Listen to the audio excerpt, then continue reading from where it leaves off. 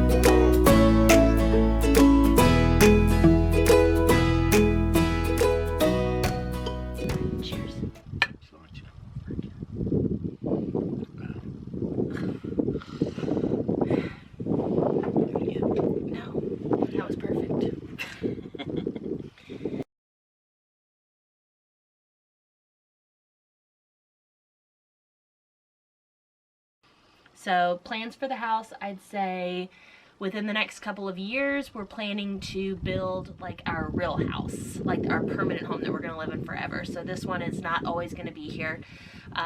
It's still a work in progress, probably will be until we move out of it. And living off grid has really reduced our bills and has given us a sense of freedom and self-sufficiency, and we've really enjoyed it. We haven't really had any issues with like power or water or a lot of things like that. So and I'd say that living in an open concept smaller home hasn't really changed our relationship. Before we moved here, we lived in a van that was like 70 square feet. So this is like a step huge. No. Yeah, no, we've always been very close. We've been very open with each other. I mean, we have like open bathroom door policies. I mean, we share everything. So we're not, it's not an issue with us. So we really enjoy being that close to each other all the time. And when we do build our real house in the next couple of years or so, it's not going to be huge. We don't want anything really big, but it'll be a lot bigger than this. Yeah. So more than twice this size. So, and we'll actually have walls inside too, so we can say at least upstairs. Closed bathroom door policies then. No, I'm just kidding. I don't know. Just for the guests. For the guests, yeah.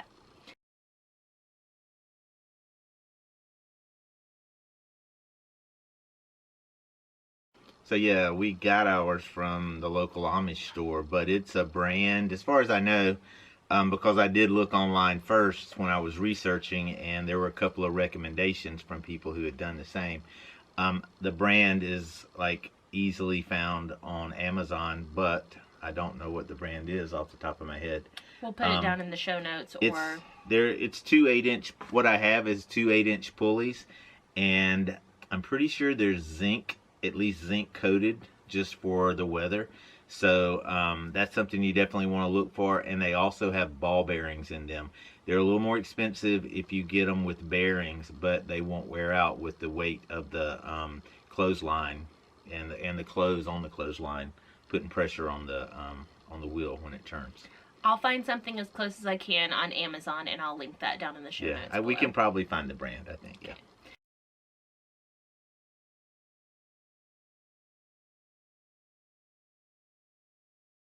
Katahdin Sheds and Cabins. Isn't that what their name is? Katahdin? I don't know. It's a local Amish guy right down the road. Yep, they're just out of Patton on Route 11.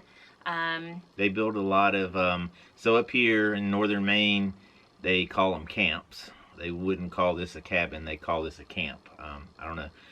Anyway, but he builds a lot of camps, and they're just smaller wooden buildings. Obviously, people use them for storage sheds. You see them all around this area just because they're so inexpensive and readily available.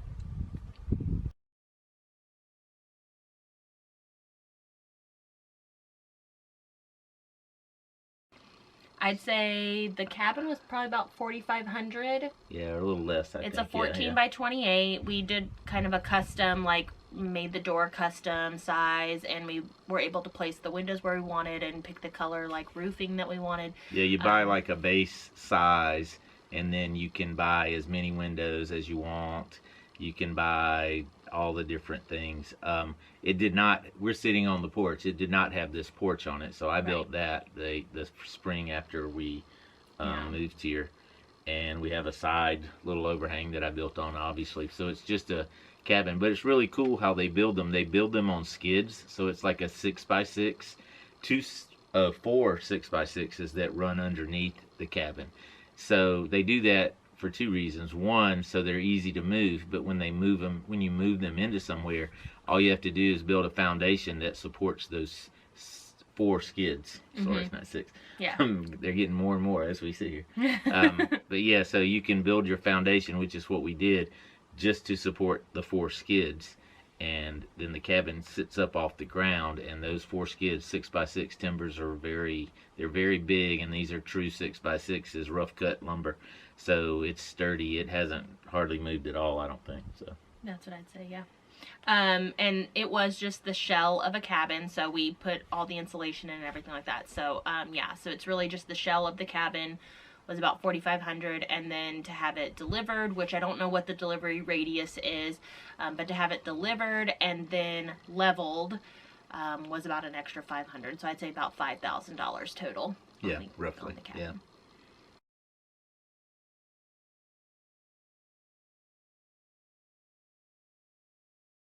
So there's a lot of Amish that live in this area. That's one thing that really drew us to this area. Not just well, we like the area, but we like the seclusion of the property and all.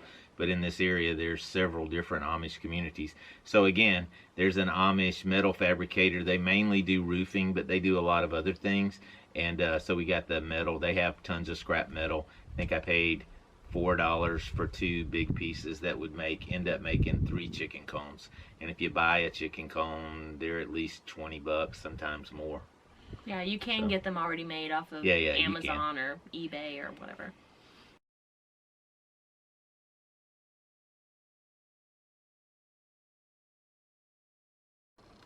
Me again?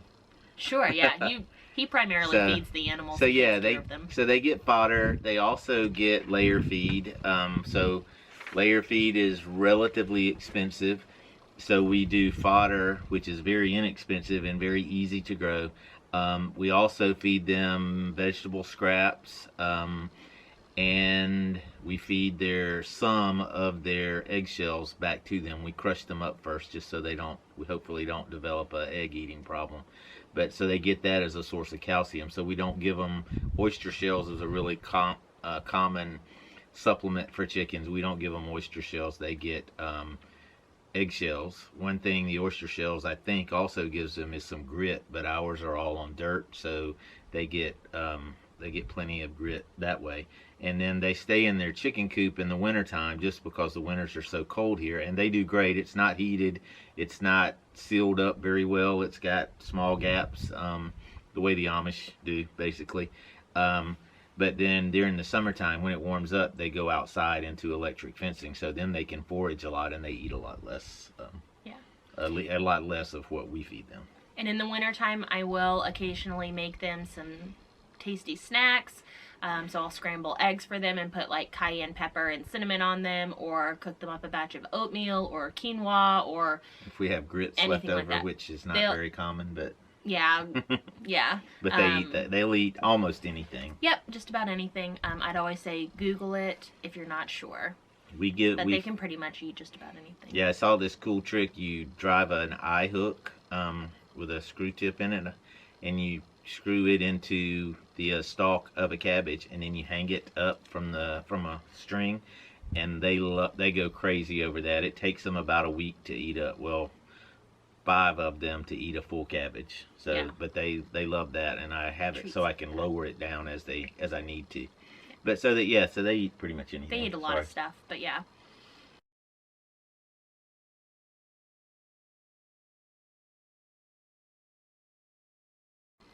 Well, there's a lot that could be done, I guess.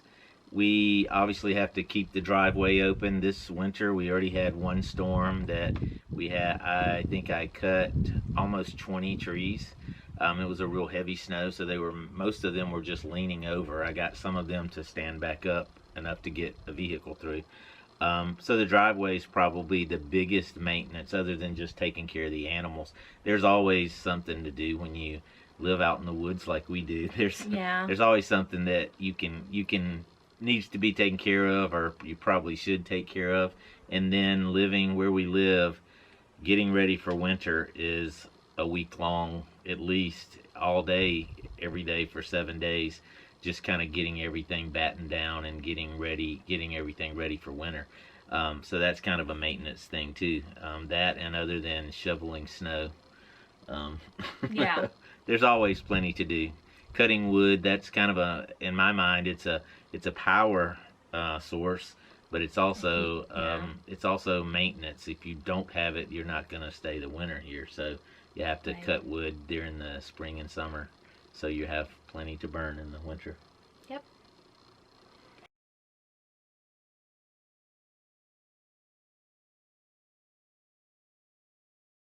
So Emery does have alternating crossed eyes. I think it's called esotropia, I think. I don't remember the exact name of it. But anyways, her eyes alternately cross. And so I guess our understanding is that that's kind of related to her hypotonia, which is just low muscle tone. It can happen with babies that don't have hypotonia as well. But correct, yeah. And since they alternately cross and she doesn't necessarily have like a stronger or a weaker eye, patching at this point would not really be beneficial for her. So that is something that once she gets closer to about 5 years old, we will address, and she might need to have a little surgery to correct that. But yeah, she's able to see fine out of both eyes, and she does use both eyes, like I said, alternating. And it's a lot better than it was when she was really young. So it's, maybe it's going to improve enough. Yeah. Right. At times, we'll be doing some sort of activity or feeding her or something like that, and it will appear that her eyes are both looking straight forward. So she does have moments where her eyes are straight, but her brain doesn't really process that, I guess, very well from our understanding. So her kind of normal habit is to cross them. And she also has a mild nystagmus, which is the eye going back and forth side to side. It can be in other directions too, but hers is side to side, horizontal. But anyway, that's gotten a lot better too, and it only happens typically when she's really tired. Yeah. Or when it's getting dark, or it's dark she's trying to focus on she's something. Trying to have but anyway, that's something that has gotten way better. So maybe that's she'll eventually outgrow it, is what we hope. Yep. We're just gonna see where it takes us and where she goes with it.